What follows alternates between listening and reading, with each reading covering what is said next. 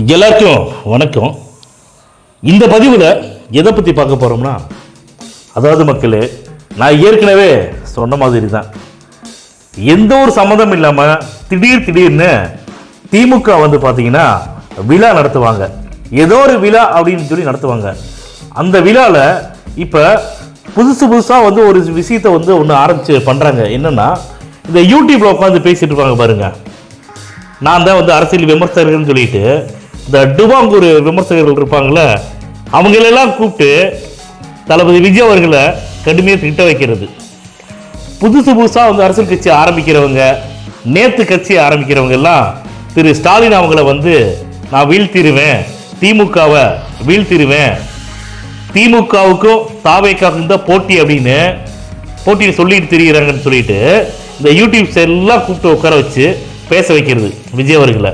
ஏன்னா டெக்னாலஜிஸ் வந்து எவ்வளோ வளர திமுக அரசு வந்து அதுக்கு ஏற்ற மாதிரி வந்து அதாவது திமுகவை எதிர்த்து வரக்கூடிய யார் எதிர்த்து வந்தாங்கன்னா அவங்கள எந்த மாதிரியான ஆட்களை வச்சு கடுமையாக விமர்சனம் பண்ணலாம் அப்படிங்கிற அந்த ஒரே ஒரு நோக்கத்தோட தான் திமுக அரசு வந்து செயல்பட்டு இருக்குது. நான் ஏற்கனவே ஒரு பதிவு ஒன்று போட்டிருந்தேன் முன்னாடியே.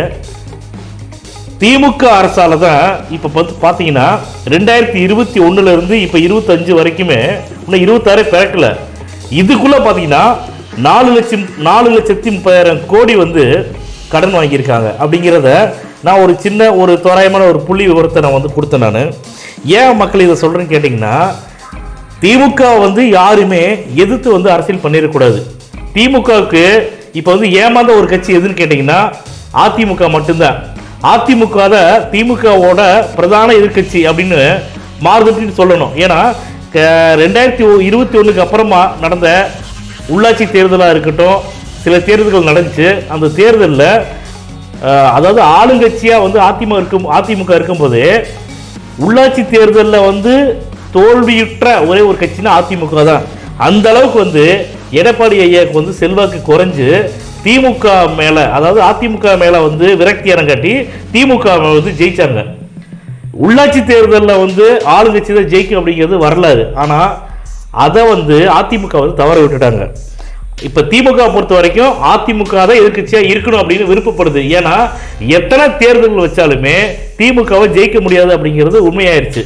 அதனால இப்போ விஜய் அவர்களுக்கு வந்து மக்களுடைய பேராதரவு அதிகமாக இருக்குங்காட்டி திமுகவோட வேலை என்னன்னா, விஜய் அவர்களை எந்தெந்த வகையில் வந்து கடுமையாக விமர்சனம் பண்ணலாம், அரசியலை விட்டு ஓட விடலாம் அப்படின்னு நினைக்கிறாங்க.